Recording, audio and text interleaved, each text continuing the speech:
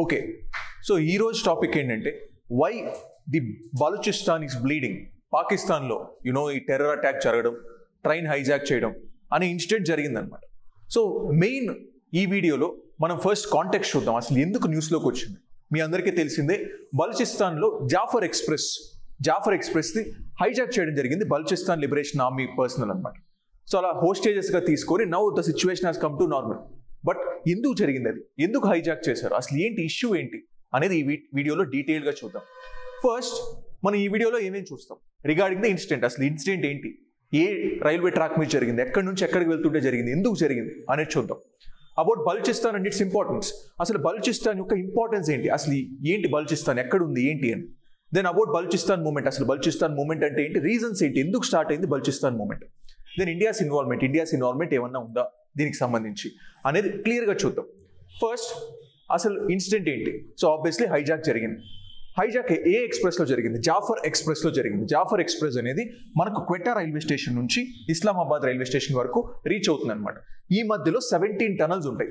ఈ 17 టనల్స్లో ఆటోమేటిక్గా ఈ ఇన్సిడెంట్ అనేది ఒక టనల్లో మనకు టెర్రరిస్ట్ అనేది ఎంటర్ అయ్యి దీన్ని హైజాక్ చేయడం జరిగింది. ఈ ఇన్సిడెంట్ క్లోజ్ అయ్యే లోపు 214 ఆర్మీ హోస్టేజెస్ని చనిపోయారు అనమాట. సో బలూచిస్తాన్ లిబరేషన్ ఆర్మీ చంపేసింది అనమాట.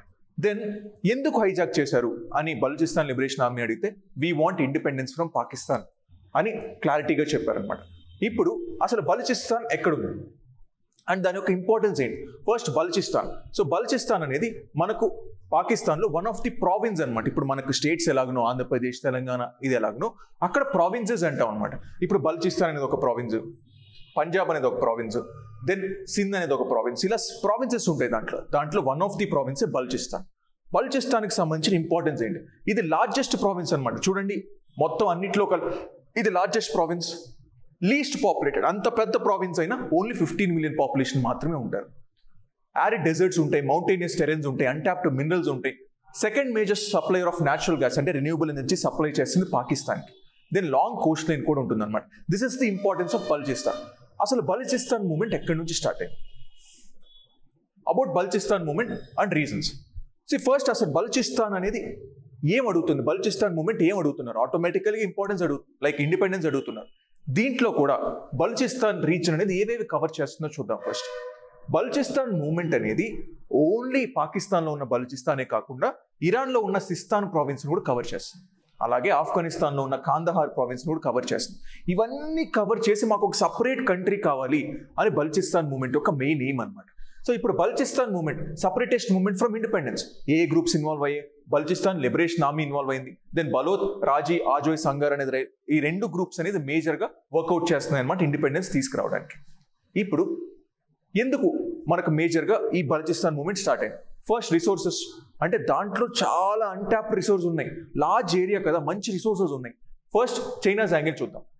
China Pakistan economic corridor $65 billion use చేసి కడుతున్నారు అనమాట. ఇది చూడండి, చైనా పాకిస్తాన్ ఎకనామిక్ కారిడార్ అనేది. సో ఇది మేజర్గా మనకు ఈ గిల్గిట్ బాల్టిస్తాన్ రీజన్ని కవర్ చేస్తుంది, which is in the POK region, and Gwadar పోర్ట్ను కూడా కవర్ చేస్తుంది, which is in the Balochistan reason.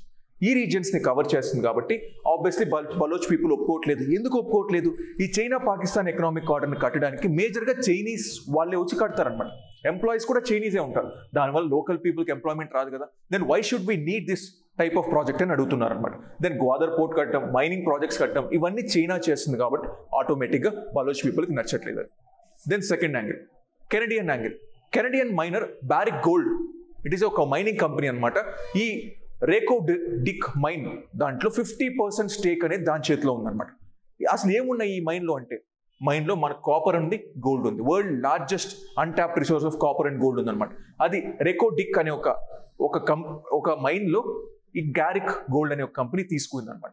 ఇప్పుడు ఇటువంటి కంపెనీస్, కెనడియన్ కంపెనీ మేజర్గా ఇది బెనిఫిట్ అవుతుంది, కానీ బలోచ్ పీపుల్ బెనిఫిట్ అవుతుందిగా. అంటే మా రిసోర్సెస్ని ఇంకొకరికి ఎవరికో ఇవ్వడం దేనికి, ఇంకొక లోకల్ పాపులేషన్ డెవలప్ అవ్వట్లేదు మేము అని మేజర్గా హ్యూ అండ్ క్రై జరుగుతుంది అనమాట. First resource, second centralisation of power. 1960s and 70s వరకు మనకు ఓవర్ సెంట్రలైజేషన్, అంటే పాకిస్తాన్లో ఉన్న సెంట్రల్ గవర్నమెంటే మేజర్గా డామినెంట్గా ఉండేది. 1970sలో ఏంటంటే ఓకే నౌ డీసెంట్రలైజేషన్ స్టార్ట్ చేద్దాం, ప్రొవిన్షియల్ అసెంబ్లీస్ క్రియేట్ చేద్దాం అని స్టార్ట్ చేశారు. దాంట్లో one of the provincial assembly Balochistan అనమాట. సో ఇప్పుడు ప్రొవిన్షియల్ అసెంబ్లీస్ క్రియేట్ చేసినా సరే ఈవెన్ సెంటర్స్ ఇన్ఫ్లుయెన్స్ తగ్గలేదు అనమాట. అందుకని పీపుల్ ఇండిపెండెన్స్ అడుగుతున్నారు. Then force disappearance of Baloch people. Journalist అయి ఉండొచ్చు, పీపుల్ అయి ఉండొచ్చు, ఎవరైతే జనరల్గా వాయిస్ రైజ్ చేస్తారో వాళ్ళని ఫోర్స్ డిసపిరెన్స్ చేశారు, అంటే వాళ్ళు కనపడట్లేదు ఇప్పటికి. సో అటువంటివి కూడా చేశారు. దెన్ పావర్టీ, ఎంప్లాయ్మెంట్ కానీ, డిస్క్రిమినేషన్ ఇన్ ఎంప్లాయ్మెంట్ కానీ, ఎడ్యుకేషన్ కానీ, ఈ పంజాబీ ఎలీట్కి ఎక్కువ వెళ్తున్నాయి అనమాట. మేము డిస్క్రిమినేట్ అవుతున్నాం అని వాళ్ళలో ఆల్రెడీ ఫీలింగ్ ఉంది. సో అందుకని ఎక్కువగా బలోచ్ మూమెంట్ అనేది అడుగుతున్నారు అనమాట. దెన్ ఇండియాస్ ఇన్వాల్వ్మెంట్ వచ్చేసరికి మన్మోహన్ సింగ్. మన్మోహన్ సింగ్ బ్లండర్ అంటారు అనమాట. 2009లో షర్మ్ ఎల్ షేక్లో, ఈజిప్ట్లో జరిగిన నామ్ సమ్మిట్లో మన్మోహన్ సింగ్ ఒక మాట అంటారు అనమాట. Yes, we still recognise the Baloch people, we still recognise the independence of Baloch people అని ఒక మాట అంటారు అనమాట. ఈ మాట చాలా హ్యూ అండ్ క్రై అయింది. అంటే ఇండియా ఇన్వాల్వ్ అవుతుందా ఈ బలూచిస్తాన్ మూమెంట్లో అని అప్పట్లో చాలా కాంట్రవర్సీ జరిగింది. ఈవెన్ చాలా క్లారిఫై చేసినా సరే ఈవెన్ పాకిస్తాన్ ఒప్పుకోలేదన్నమాట. ఈవెన్ ఇప్పుడు కూడా ఒక అలిగేషన్ వేసింది అనమాట. 2025లో పాకిస్తాన్ అలెజెస్ ఇండియన్ ఆర్మ్స్ అనేది ఇన్వాల్వ్ అయ్యాయి ఈ హైజాక్లో అని అల్లెజ్ చేసింది. ఈవెన్ ఇండియా దాన్ని కొట్టిపారేసింది అనమాట. దెన్ 2016లో ప్రైమ్ మినిస్టర్ మోడీ కూడా స్టేట్మెంట్ ఇచ్చారనమాట. And we are on the Baloch people liberation, అంటే మేము సపోర్ట్ చేస్తున్నాం బలోచ్ పీపుల్ లిబరేషన్ అని ప్రైమ్ మినిస్టర్ మోడీ కూడా చెప్పారనమాట. ఇలా ఇండియాస్ ఇన్వాల్వ్మెంట్ గురించి కూడా క్వశ్చన్స్ ఉన్నాయి. ఇలా బలూచిస్తాన్ మూమెంట్ గురించి చూసాం, బలోచ్ పీపుల్ గురించి చూసాం, బలూచిస్తాన్ ప్రావిన్స్ గురించి చూసాం, ఇన్సిడెంట్ గురించి చూసాం. ఇప్పుడు ఈ అన్నిట్లో మెయిన్ థింగ్ ఏంటంటే ఈ బలూచిస్తాన్ ఇండిపెండెన్స్ ఇవ్వాలా లేదా అనేది it's internal matter of Pakistan. India's involvement ఎంత తక్కువ ఉంటే అంత బెటర్ అనమాట. This is about the Balochistan movement and recent incident of Baloch people. Thank you so much.